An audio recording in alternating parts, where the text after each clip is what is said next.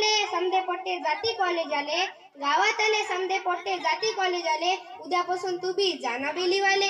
म्या म्हणलं बर बा मी जाईल कॉलेज आले. म्या म्हणलं बर बा मी जाईल कॉलेज आले, पण एसटीने जायले तू पैसे देजो मले. दुसऱ्या दिवशी बुडाने मला 2 रुपये दिले. दुसऱ्या दिवशी बुडाने मला 2 रुपये दिले. एसटीत बसून राजे हो मी गेलो कॉलेज आले. आता कॉलेज मधली गमत सांगतो मंडळी. आहे का मया हा पॅन्ट नाडा पाहून सारे पोट्टे फिदी फिदी हसे. मया हा पॅन्ट नाडा पाहून सारे पोट्टे फिदी फिदी हसे. आणि फुल पॅन्ट वाले पोरी मले पोट्ट्यावानी दिसे. त्यातला एक जण तरा तरा मेळाजवळ आला. त्यातला एक जण तरा तरा मेळाजवळ आला. जित्ते अंडरस्टँड म्या समोर उभा राहिला. क्या नाम बे तेरा म्हणून तो मले पुसे. क्या नाम बे तेरा म्हणून तो मुले पुसे. मी म्हणला ते क्या गरज बे तू कोण असे. मग भाऊ त्याने मायावर लयच डेअरिंग केली. मग भाऊ त्याने मायावर लयच डेअरिंग केली. मग भाऊ आपली लय आग झाली. मी एक खणखण चापट्ट्याच्या कानाखाली ठेवूनच दिली. मी एक खणखण चापट्ट्याच्या कानाखाली ठेवूनच दिली. एका रट्ट्यातच पट्ट्याने पॅन्ट ओली केली. आमच्या भांडणाची कीर्ती प्रिन्सिपलच्या कानावर गेली. आमच्या भांडणाची कीर्ती प्रिन्सिपलच्या कानावर गेली. पण पहिला दिवस म्हणून माझी गलती माफ झाली.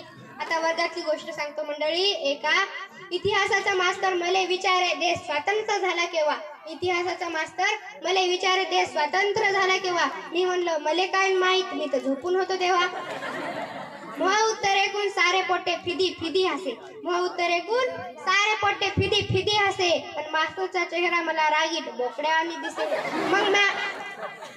मग मैं इतिहासाचा मास्तर मला म्हणाला बंड्या तसं नाही, आता तू कॉलेज मध्ये आला यायला सांग की आपला देश स्वतंत्र झाला की कसा. तर मी म्हणलं बर सांगतो.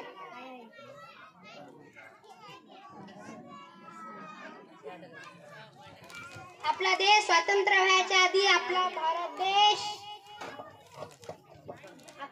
अखंड होता. आपल्या देशातले लोक खुल्या मनाचे होते. ते सगळे एकात मिसळून राहायचे. मग आपल्या देशातून परदेशातून लोक यायला लागले. मग आपल्या देशात अंग्रेज आले. होते ते किती हो, बोटावर मोजण्या इतकेच. मग ते आपल्यात मिसळले.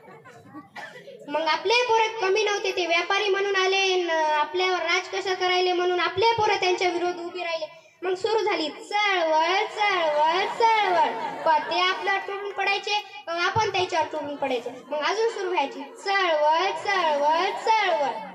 मग त्यांनी आपल्या देशातल्या लोकांना शोधून कुणाला फाशीवर टाकलं, कुणाला मारून टाकलं, कुणाला जेलमध्ये टाकलं. मग अजून सुरू झाली चळवळ चळवळ चळवळ. मग आखरीला 1947 ची पहाट उजाडली आणि अंग्रेज आपल्या देशातून पळून गेले. तर असा आपला भारत देश 1947 ला स्वतंत्र झाला. मग